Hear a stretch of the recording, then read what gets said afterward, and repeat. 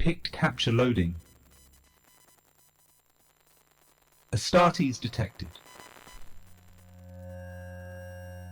Designation Black Templar. Praise be to the God Emperor. Greetings, Imperial citizens. Have you been purging enough heretics lately? Welcome to another episode of Splat Hobbies. Back once again with a voice made for the printing press, it's your host, Jimmy. The Black Templars are an iconic Space Marine chapter, and back around the time of 3rd edition 40k, they were the iconic Space Marine chapter. The 3rd edition 40k rulebook had a stunning painting on the front by the legendary John Blanche. This painting was a far cry from the brightly coloured, cartoonish artwork that had defined the 2nd edition of the game. With this painting, the brutal, gothic nature of the grimdark future was solidified, a theme that has persisted in Space Marine art to this day. John Blanche tends to use a restricted palette with his artwork. Imposing restrictions on one's art can lead to greater creativity and imaginative solutions. I have to restrict myself on a daily basis or I would just become too powerful. Often John Blanche uses the Zorn palette. Swedish painter Anders Zorn often used a restricted palette consisting of lead white, yellow ochre, vermilion and ivory black. In the spirit of John Blanche's artwork, can I paint a Black Templar mini using just 4 colours?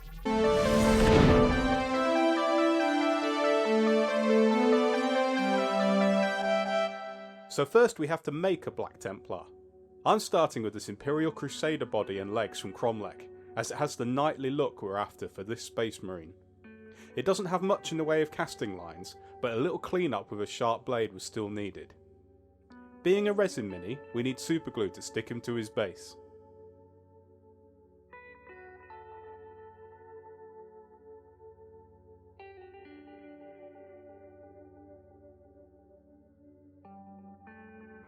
It wouldn't be a 40k mini without a random disembodied skull.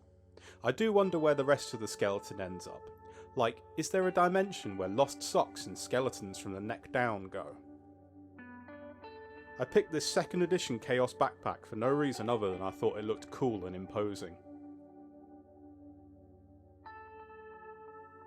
His arms were taken from the sadly out of production Black Templar upgrade sprue for Firstborn Marines. The mod lines on this old kit are pretty extreme, so I had to scrape away at them quite extensively.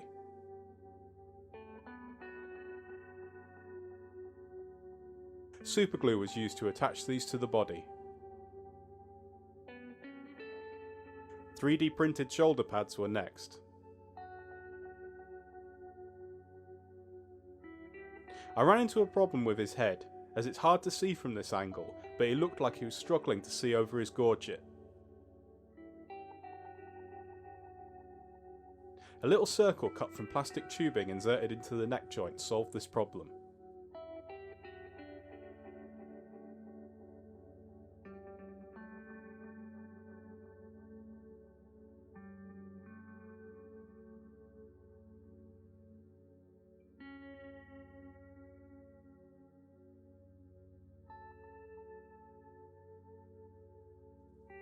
For his base, I'm going to use Citadel's Agrellan.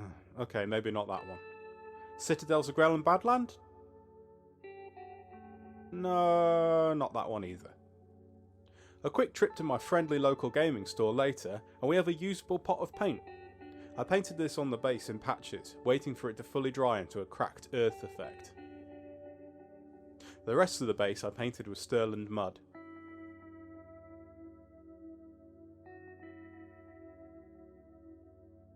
And there we are, base coated with Chaos Black spray and ready to paint. I didn't feel myself undercoating it because I did it late at night. Spraying a mini black in the dark does not make for riveting cinema, and would have resembled this. In the absence of authentic yet deadly poisonous Victorian paints, I will be using the following from Reaper.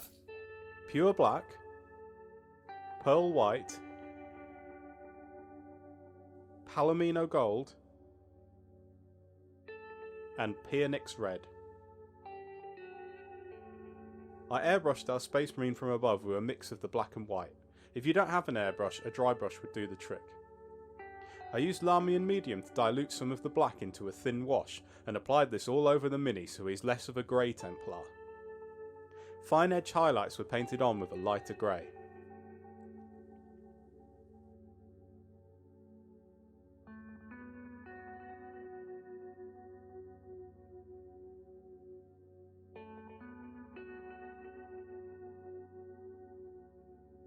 I forgot that there's metallic parts on this miniature. To imitate metal, I mixed up grey for the third time and painted everything that was supposed to be steel. A quick black wash and a highlight of a lighter grey helped sell the illusion.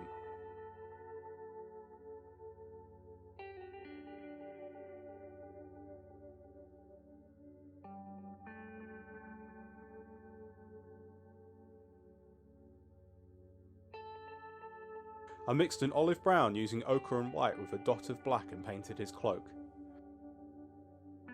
This took a lot of coats to go over the black, and normally I would have used a colour like aged bone for this, but 4 paints is 4 paints.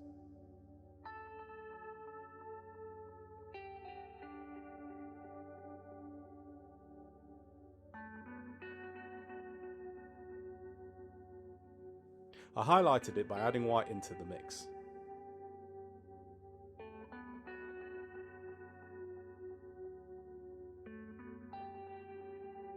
I painted his base ochre, and when it was dry, mixed up an orange and diluted it into a wash.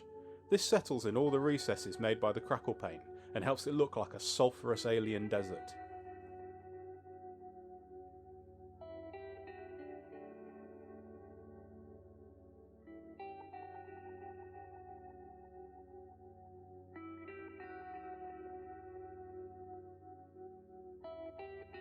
The skulls were painted white, and then I made a brown wash to make them look like ancient, dirty relics.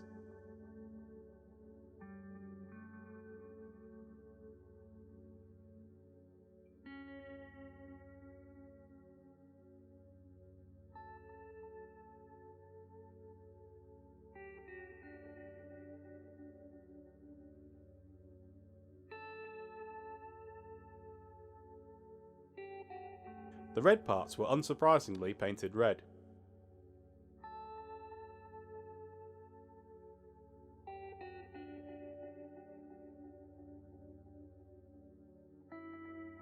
For the highlights, a little ochre was added into the red to make a desaturated orange.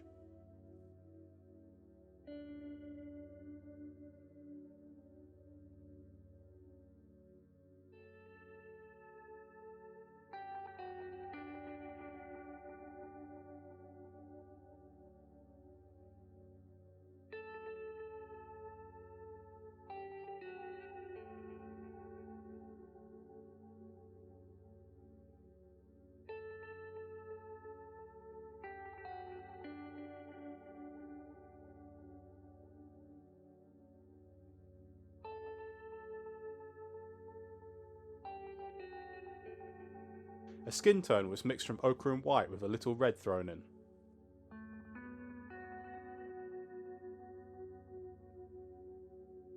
I sprayed him with Winsor & Newton matte varnish, as I wanted him to look dry and dusty.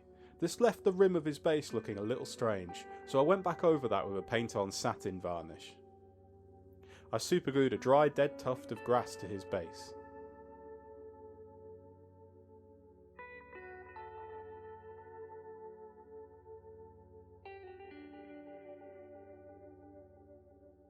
And with that, he was done. Let's take a look.